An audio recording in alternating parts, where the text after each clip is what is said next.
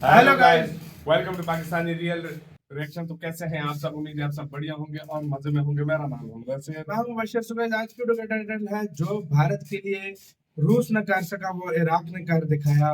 भारत के लिए इराक बना दूसरा रूस। मतलब इराक भारत के लिए बहुत बड़ी कुर्बानी दे बैठा है। जो रूस न कर सका वो भी इराक ने कर दिया।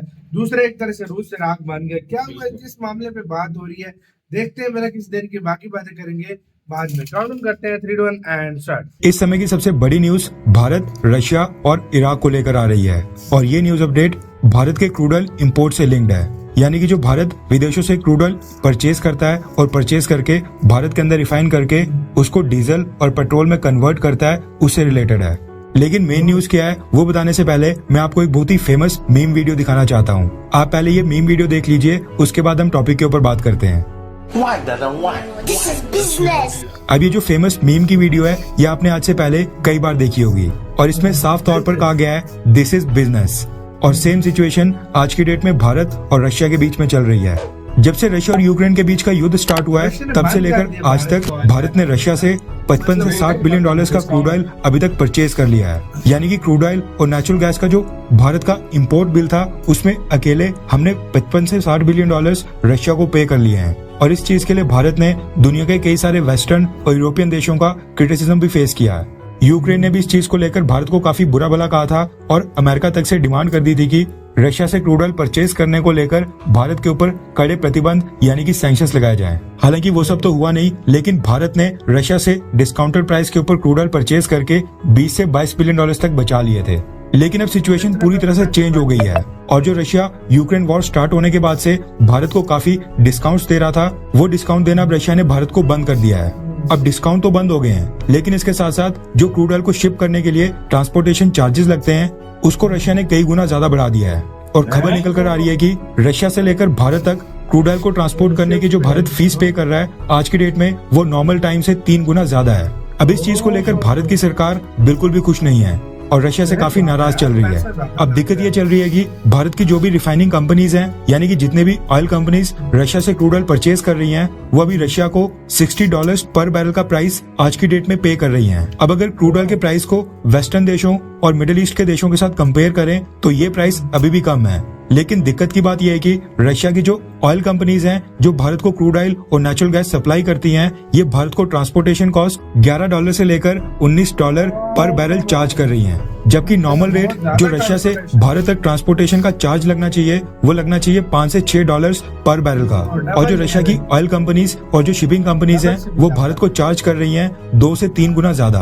अब इस चीज से क्या हो रहा है कि यूक्रेन युद्ध स्टार्ट होने के बाद जो भारत को रशिया के यूराल ग्रेड के क्रूड ऑयल के ऊपर $30 पर बैरल का डिस्काउंट मिल रहा था, वो अब कम होकर $4 पर बैरल तक जा पहुंचा है। यानी कि जो हम सऊदी अरब, इराक और मिडिल ईस्ट के देशों से क्रूड ऑयल परचेज करते हैं उसमें और जो हम रशिया से क्रूड ऑयल परचेज कर रहे हैं, इन दोनों में अब डिफरेंस मात्र $4 पर बैरल का रह गया है। अब आप खुद ही सोचिए कि स्टार्टिंग में जहां पर $30 पर बैरल का डिस्काउंट था, अब वो बहुत ही ज्यादा घटकर $4 तक रह गया है। अब इस कारण से भारत ने क्या डिसाइड किया है कि जो हम रशिया से क्रूड ऑयल परचेज करते थे, अब वो क्रूड ऑयल की वॉल्यूम हम रशिया से परचेज ना कर इराक से परचेज करेंगे।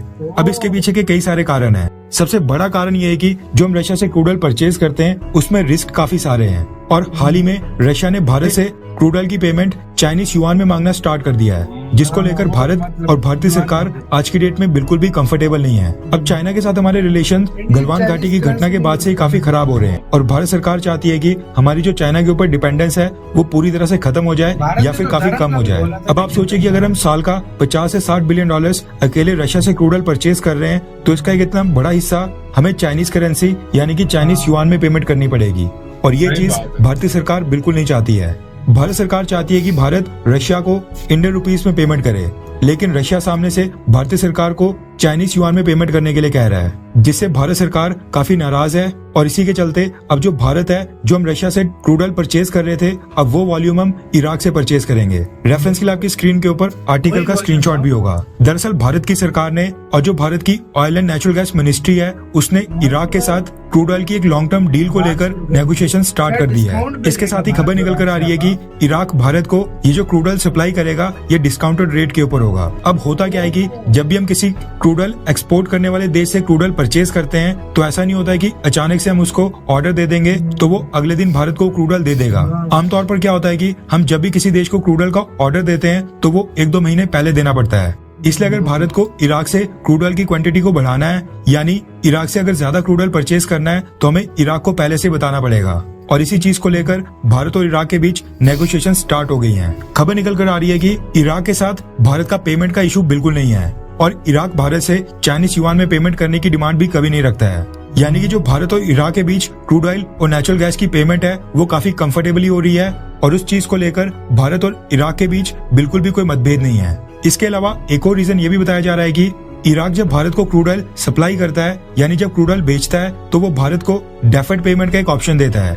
जबकि जब हम रशिया से क्रूड ऑयल परचेज करते हैं तो रशिया हमसे इंस्टेंट पेमेंट चाहता है और इंस्टेंट पेमेंट मांगता है। अब इस चीज का हम कारण भी समझ सकते हैं क्योंकि आज की डेट में रशिया और यूक्रेन के बीच में युद्ध चल रहा है। अब इस युद्ध के ऊपर रशिया का काफी खर्च हो रहा है। इसकी वजह से रशिया चाहता है कि जब भी वो किसी भी देश को क्रूड ऑयल बेचे, फिर वो चाहे सामने भारत ही क्यों ना हो या फिर चाइना ही क्यों ना हो, तो उसको पेमेंट जल्दी क्लियरेंस मिल जाए, यानी उसको जल्दी से पेमेंट मिल जाए। जबकि इराक क्या करता है कि भारत को डेफर्ड पेमेंट का ऑप्शन देता है, यानी कि जब भारत इराक से क्रूड ऑयल परचेज करता है तो वो 60 से 80 दिन का समय देता है भारत की कंपनीज को पेमेंट करने का।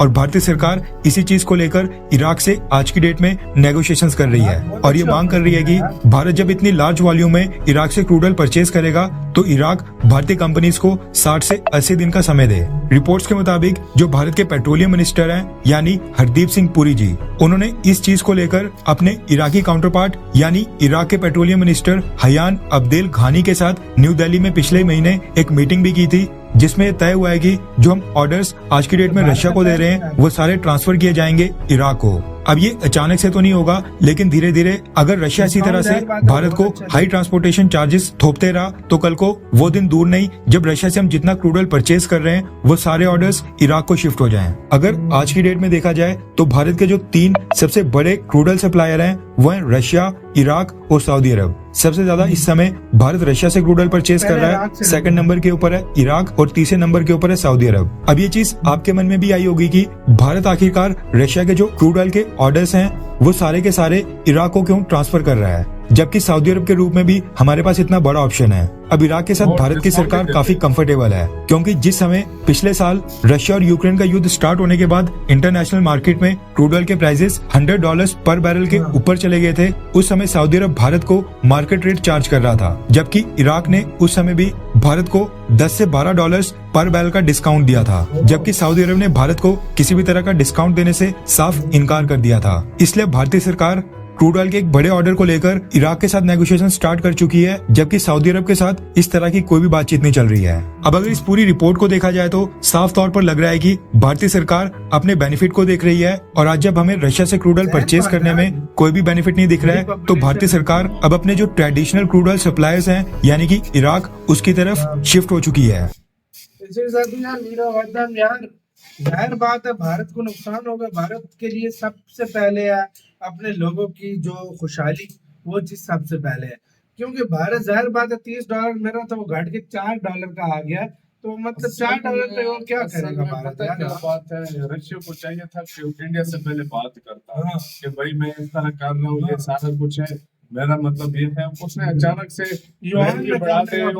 डिस्काउंट भी कम कर दिया, इससे सारा जो है ना इंडिया की तरफ जो है ना गया। और दूसरी बात है कि इंडिया को तो देखो कोई भी देश दे सकता है, इसमें कोई शक नहीं है। इराक का भी दे देगा, शायद रशिया से जो है ना कम में करके दे दे या कुछ इस तरह। यार 20-30 वो भी छोड़ देगा भाई, जितना भारत ऑयल उठा रहा है इराक शुक्र करेगा कि आया है भाई, आया वाकई में। मेरी नजर में देखा जाए यार वाकई यार दिस इज बिजनेस, वाकई ये बिजनेस है यार। जाहिर बात है अब भारत अपने लोगों को नुकसान तो नहीं कर सकता। सबसे बड़ी बात ये कि 2-3 महीने का टाइम भी देगा, 2-3 महीने पेमेंट करने का टाइम भी देगा, तो यार बहुत बड़ी ऑफर दे दी है।